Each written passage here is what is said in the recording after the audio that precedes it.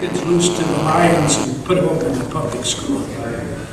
If you want to salvage your children, the Bible said a 3-strand cord is not easily broken. I mean, I have a little something here tonight. It's not much of an illustration, but it's an idea anyway. A 3-strand cord, if you have 3 strands, you have a good Christian home, and you have a good fundamental church, and a good education, Christian education. You got a 3-strand cord, and if you kind of tie these all together, they'll hold up. But if you don't hold them together,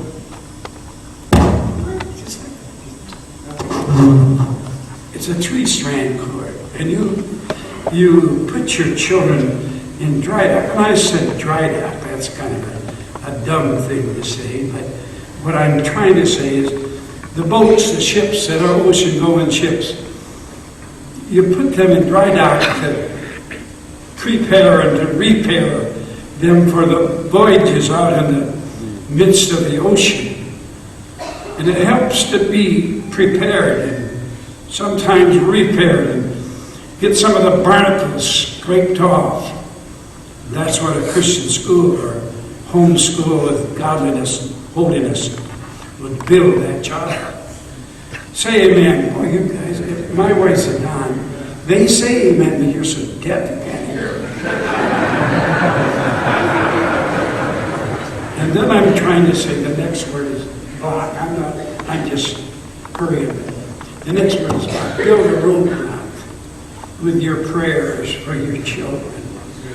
I mean, when you see them doing just a little bit, cooling off, or maybe your wife, or maybe your husband, just getting a little worldly, maybe not paying attention to their devotions and bear right down in prayer. The effectual, fervent prayer of a righteous man avails much. Amen. I pray, now I'm just saying it, I'm just telling you. I pray for my children probably 7 to 8 times a day. Say, why so much? Well, everything changes throughout the day. And they're here, and they're there, and they're under this situation, that situation, that.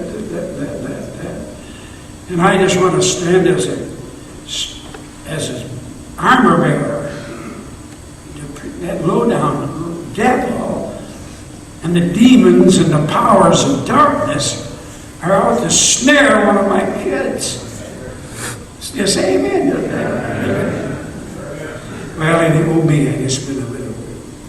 But anyway, to make this little message short is you just bathe your family in prayer every day, hours and hours and hours.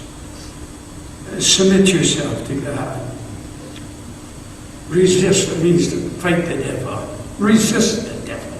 You're not going to have my boy. Amen. You're not going to have my wife, my children. You're not going to have them. Resist them. And the Bible said he'll flee. Yes, sir. That's because he is a flea.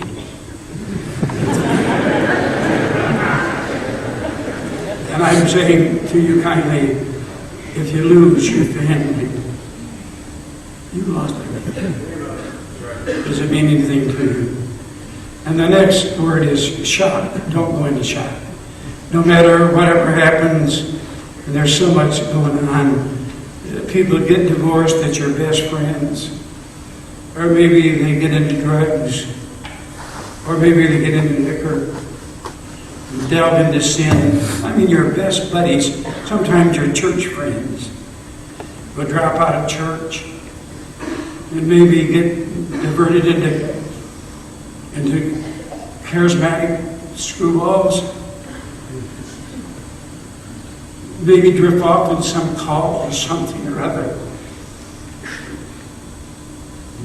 Dabble into pornography. But Just don't get all shook up. No matter whatever anybody else does, why don't you just be your own man? See, if that's what they want, they can have it. As for me, for my house, we're going to serve the Lord. Now, it takes some grit and take some backbone. It takes something else, but it's your life. There shall be signs in the sun and in the moon and in the stars and upon the earth distress of nations with perplexities, and the sea and the waves roll. Men's hearts shall fail them for fear, for looking after those things which are coming upon the earth. For the powers of heaven shall be shaken. I want you to, no matter whatever happens, change of government, who knows? Who knows? My last thought is, keep your eye on the clock. Not now. But when I say that, I'm talking about, I'm reading that next verse from Luke 28. And when these things begin to come to pass, then look up and lift up your heads, for your redemption draweth nigh. I believe there's kind of an idea in my mind about the clock. The clock is, give none offense to the Jews, to the Gentiles, to the Church of God. I believe that Israel is the time clock. I believe it is kind of the hour clock. It's the hour hand of this. Let me just build a little here. I'll put 12 o'clock right up here. And I'll put Israel as the time, pretty well judges the time of everything in the Bible, is almost up to 12. And let's say the minute hand is coming around, and that is the Gentile nations of the world. That's what King Nebuchadnezzar saw and all the different kingdoms. And Jerusalem shall be trodden down of the Gentiles until the time of the Gentiles be fulfilled. Well, the time of these Gentile powers are just about concluded. The minute hand, the hour hand is here. The minute hand is here. And let's say the church is the sweep second hand. And it's almost up to here. And at just any moment now, the clock will strike 12. For the Jews are in their place, and the Gentiles are in their place, and the church is ready for the rapture. And at midnight, the cry went out, behold, the King cometh. That's where we are right now. I say keep your eye on the clock. It's just about over with. Just don't give up, give over, give in now. No time to do that.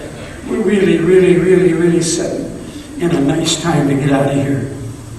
I heard an old preacher on the radio the other day, and don't quote me on this, please. But he said Jesus is coming. The 21st day of May, 2011. He said, do you believe him? No, I don't believe it. It's a good thought anyway. He's coming. He's coming. When I was a young preacher, I had a lot to do with some great preachers of my day. They're all dead now. They're all gone. But there was a great preacher out in Englewood, Colorado. I thought he was a great preacher.